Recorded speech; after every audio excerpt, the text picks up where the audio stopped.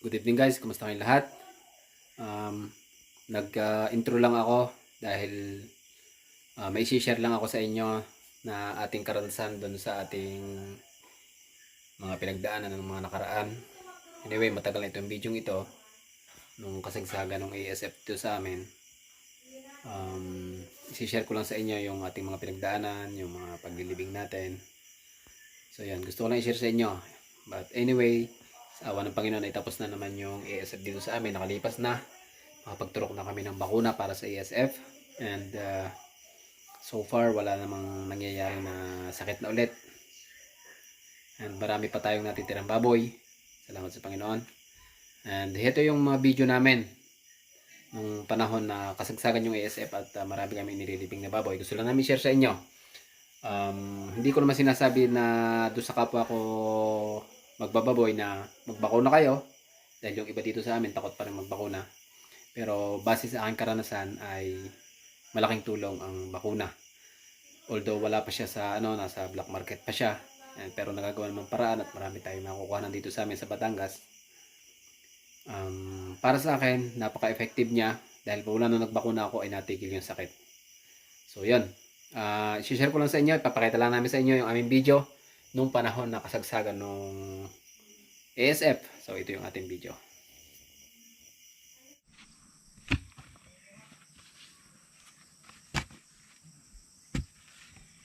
Guys, ito ang ating update sa ating babuyan. Puso ang sakit, talagang hindi mapigilan yung sakit.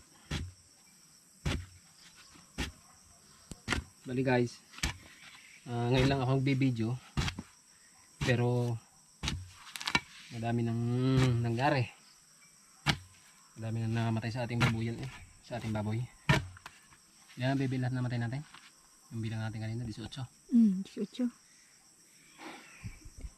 18. Tapos ngayon may tatlo pa kami dong hindi kumakain. Kaya naghuhukay na kami ng advance kasi mahirap pagka biglang namatay. Saka pa lang tayo naghuhukay.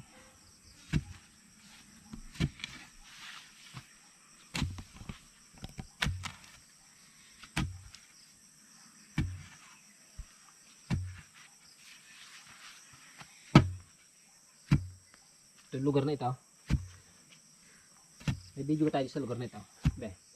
Hindi tayo ay papastol ng mga kambing natin. Oo, dito. Dito na. Yan, pakita mo yung dyan. Yan. Dito tayo nagpapastol ng kambing. Yung ating kalabaw, si Mara. No, doon, sa may taas na yun. Yan. Hindi natin pinapastol. So ngayon guys, may digid, may sakit ng ASF na kumakalat ngayon sa babuyan, sa mga baboy. Talagang kahit anong pag-iingat, talagang tatamaan pa rin. Wala tayong magagawa. Yan talaga. Bali guys, ito na yung mga nilibing namin. Yung paglibingan na namin. Punta dito. Sunod-sunod yan hanggang doon. Kaya malinis na malinis yan. Magkakatabi. Yan. Itong hinuhukay kong ito para to sa inahin. Dalawang inahin yung hindi kumakain ngayon. Tapos may isang patiner. Siguro mga 50 kilos. Tapos yung isang inahin, tumatama siya ng mga 250 kilos ang isa. Kaya pagka namamatay, kumukuha kami ng tao para katulong sa paghihila. Tapos binibigyan na lang namin ng konting bayad. Tapos yun, pinapainom na lang sa gabi. Konting merienda, pakain yun. Kasi hindi naman pwedeng yakaglaang at hindi naman isang beses kasi maraming beses na maglilibing. Bukas namatay sa isang araw, ganyan ulit, maghihila ulit. Hindi ko kaya mag-isa kasi napakabigat ng isang baboy. Yan, itong hukay na ito para sa inahin. Kung magsasabay silang mamatay, yung iba kasi dito, yung mga nilibing namin dito na na medyo malalaki yung hukay, pero nagsama na namin yung dalawang inahin sa isang butas. para medyo tipid sa hukay kasi hindi rin biro maghukay eh.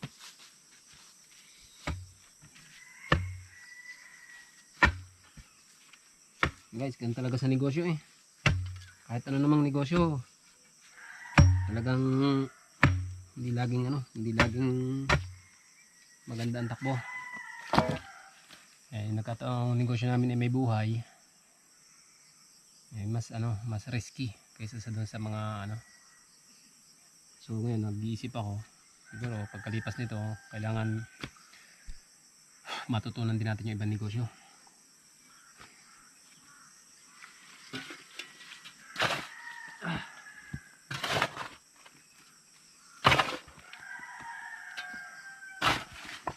Hindi ko na masyadong ilalayo yung hinukay. Parang itatabon din naman ito ulit eh.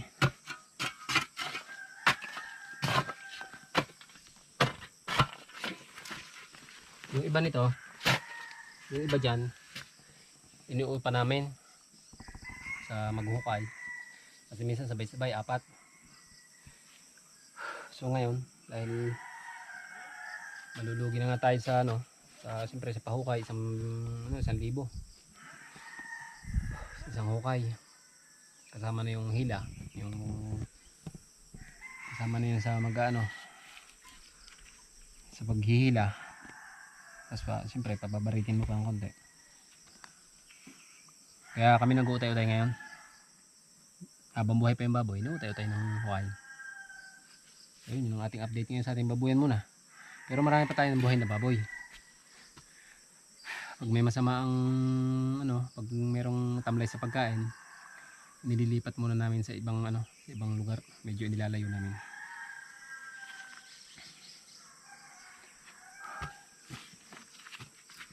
Kung mas medyo safe talaga ang yung ibang negosyo.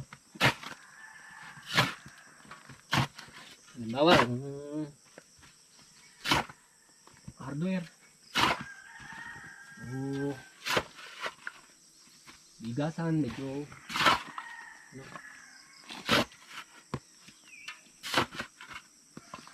pag ang negosyo ay may buhay talaga, yun ang kalaban.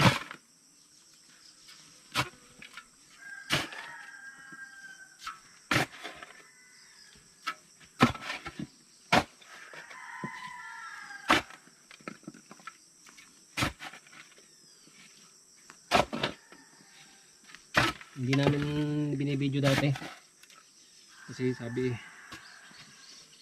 baka daw mabalita pa yung barangay namin eh kakasakit. Ngayon binideo na namin dahil lahat din naman apektado eh, buong Pilipinas na eh.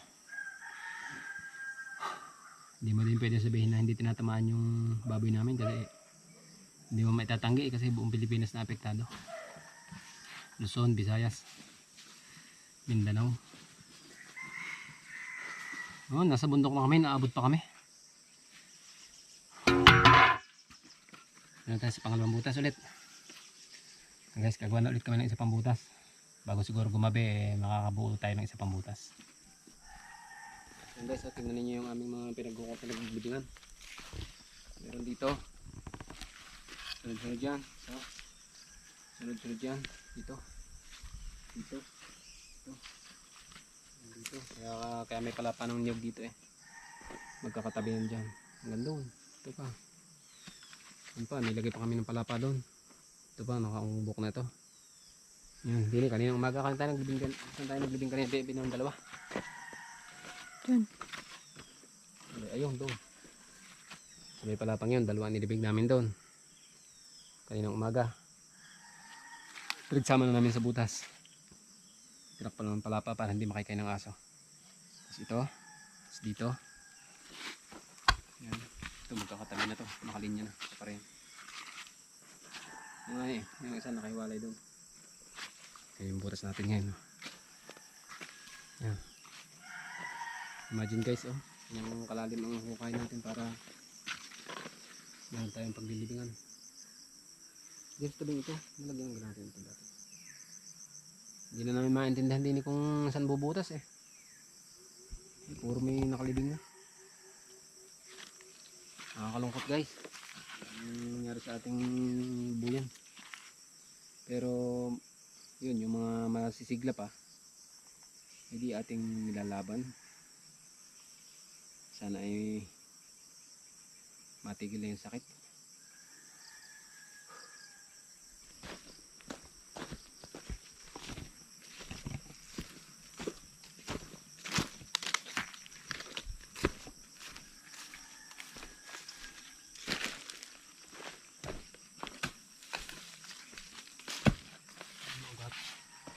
Di ah. Tingin ko muna. Ugat yata din sa aking pistong rebe.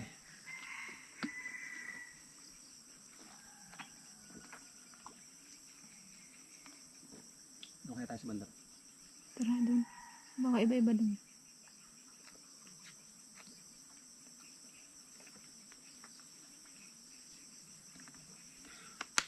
Sabi, lalong lulusog rin saging na rin. Puro abono eh. Daan-daan libo ang abono. Baboy. Daan-daan tsaka niyog na rin oh. Yan be. Lulusog yan. Daan-daan libo ang nakabuno eh. Imagine guys. Sa isang inahin, nagre-range siya ng 30,000. Anong kadaming pera ang mga wala.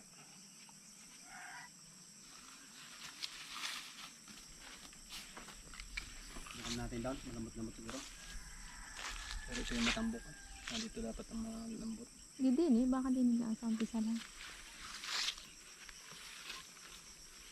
Dapat yung kanina pala napalalim natin ng sodo, ano? Oo. Tigas to, kalasin ko. Tigas.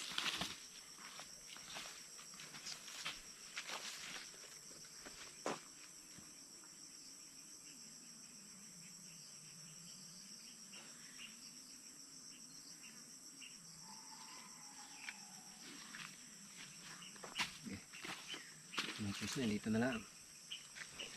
Mamaya siguro yung malambot na rin. Pag malalim-lalim na.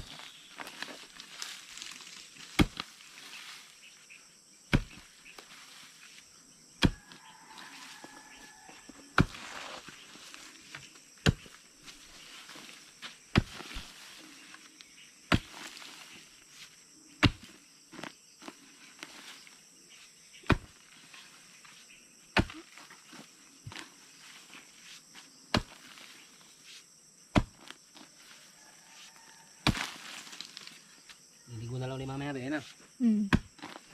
Kunot nga. Pala nakamas ka, no? Pagod na pagod, mapapalaban naman sa ligo.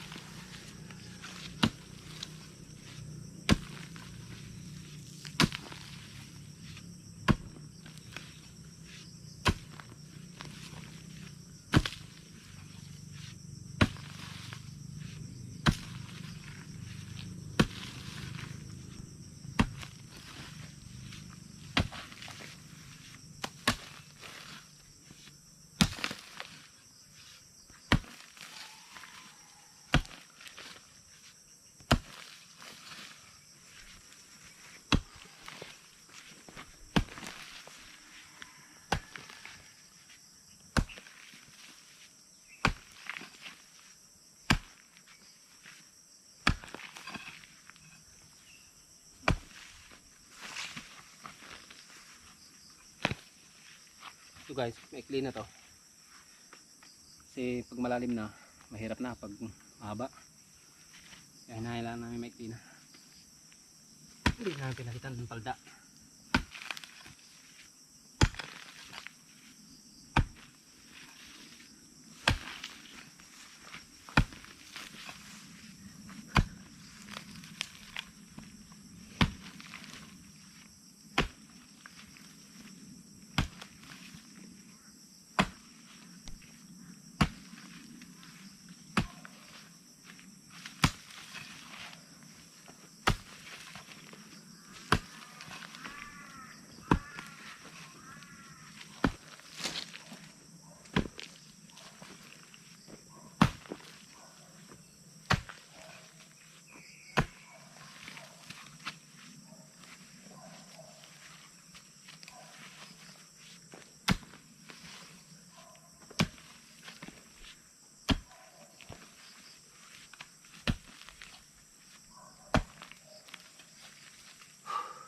mo pa pala.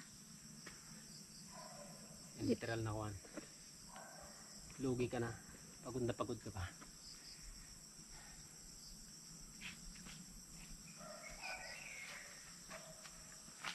Ano ba? Oh, Ha? Yan talaga.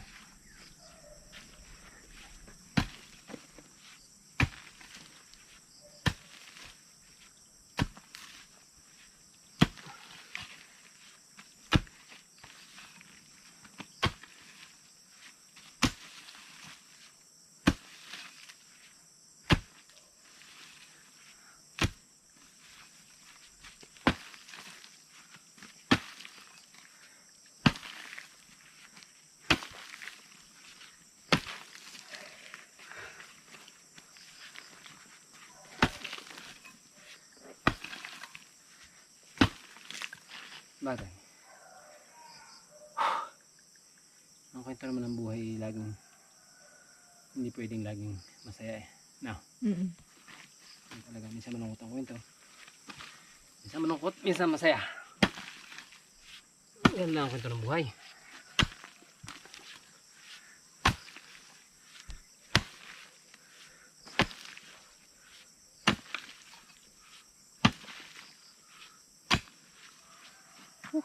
Ako naman guys, pagod ka na. Ay, kukunin mo pala. Oo. Ako naman. Oo nga lang pala. Okay.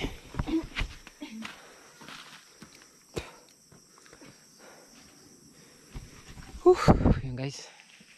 Ganyan talaga ang buhay. Sama natin yung ating aso. Kasaan ang lupa? Linis na yun. Akala mo kaingin na taniman ng luya. Kasaan ang lupa? Dinin. Kahit saan. Ito sa upar.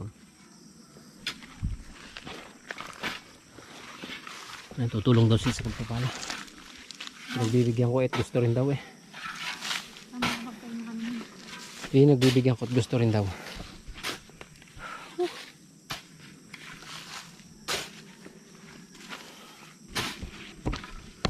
Yan talagang buhay guys.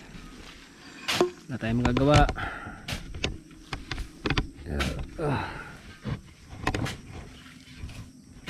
Sana eh lumipas na yung sakit na yan. Tayo makabawi-bawi naman.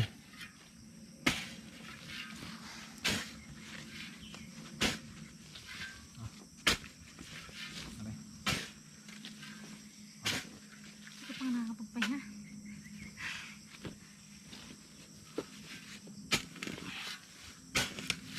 Ay, Byros, lumayas ka na. Wala. Wala lang. Pahinga Nakakayam. muna. Nakakayaman sabihin talagang ang DA talaga dito talaga sa atin. Napag-iwan na talaga tayo ng ibang bansa. Kasi talagang alam mo yun, yung bakuna para sa ASF. Sa tagal nang may issue niyan, hindi pa rin nagagawa ng paraan ng DA kung na magkaroon tayo ng bakuna para sa ating baboy. Yung African swine fever na yan. Yun, may mga balita na may mabibili daw na gawa ng Thailand.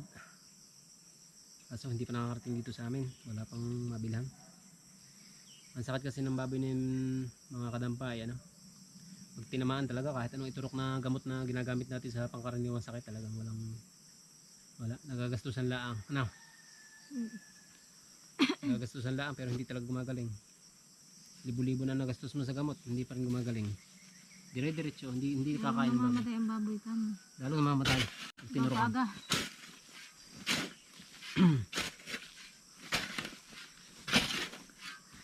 Pagkaturok mo, kinabukasan. Magulat ka na lang. Ay, parang COVID na. Ano ba?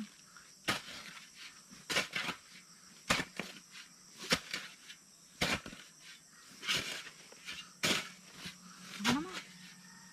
Actually guys, Pahinga ka muna. pero mga negosyo ito. Ako naman eh. Hindi pa naman. Ito pa nakakapagpahinga. Pero negosyo nga eh. Pagbababuyan.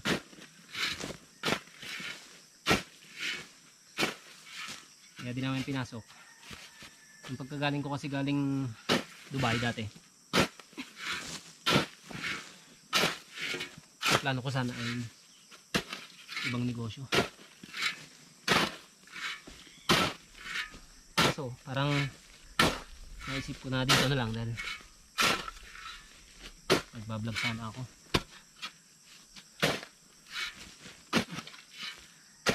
Hindi naman masyado nag-click yung ating vlog. Kasi ang ibang manonood ang gusto yung kan eh. Mga kalokohan na content.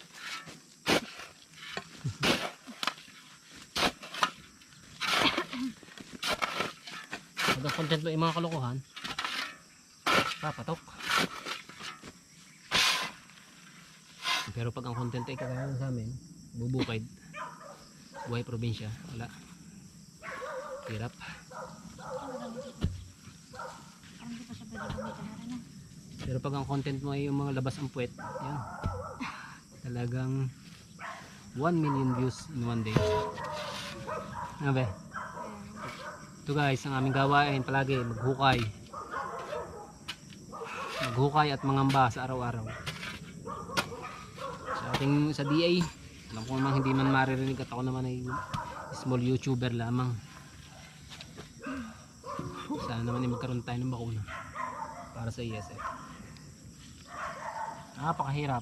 Araw-araw kong nangangamba. Araw-araw takot. Pagising sa umaga, nakain pa kaya yung mga baboy. Ang masama, yung iba, mga hayop, may ibang sakot din naman. May kumakalat daw ngayon na Q fever naman ang tawag. Talagang matindi ang ginagawa ng sindikato sa atin. Tapos siyempre ang nangyayari, wala ng supply ng baboy sa Pilipinas, mag-shortage. Yan, papasok ng mga importer, mag-i-import na ng baboy sa China, mga frozen, kawawa ang mamimili. Ay mga frozen pagdating dito mga ubi na. Gagawin longganisa. Tapos bibili naman ng mga Pilipino. No choice gagawing ham. Naku, pagkasarap ng ham na ginawa. Yung pala galing China. 3 buwan na 5 buwan ang nakatay bago makarating dito, frozen. Gagawing longganisa. Titimplahan ang pagkasarap-sarap. Sa mga nanonood nito, huwag na kayong bumili ng mga frozen lalo na yung Vermonts.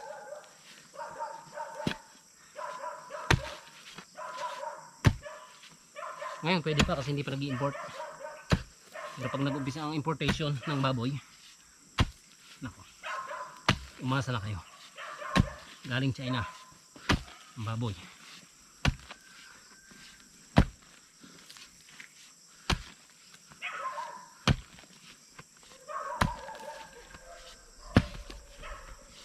Ano na, kain ka na.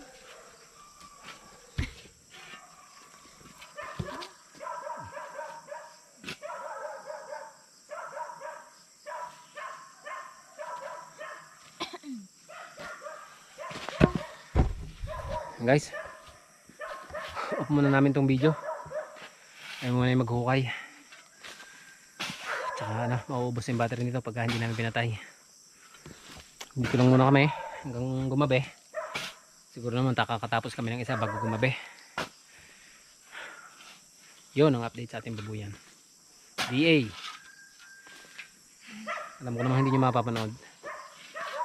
Isa kayong malaking. Ayan guys, medyo nakakalalim-lalim na tayo.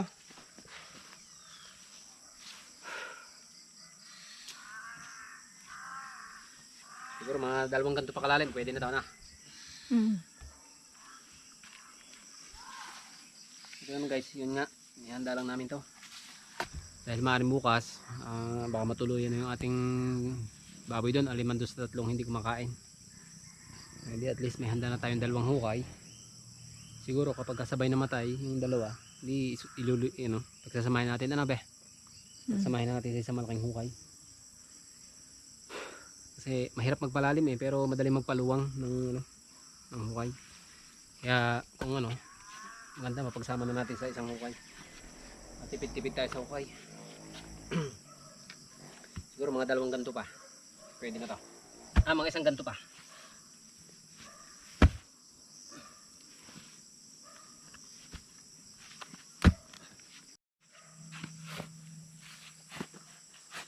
So guys, medyo paggabi na.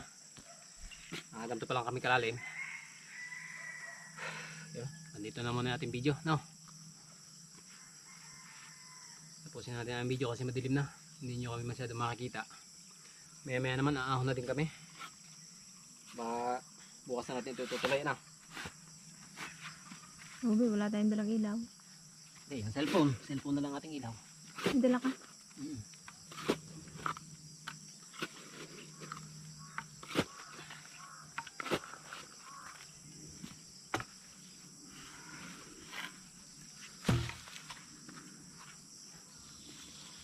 Okay na ba? Okay. Okay na. Guys, salamat sa inyong panonood.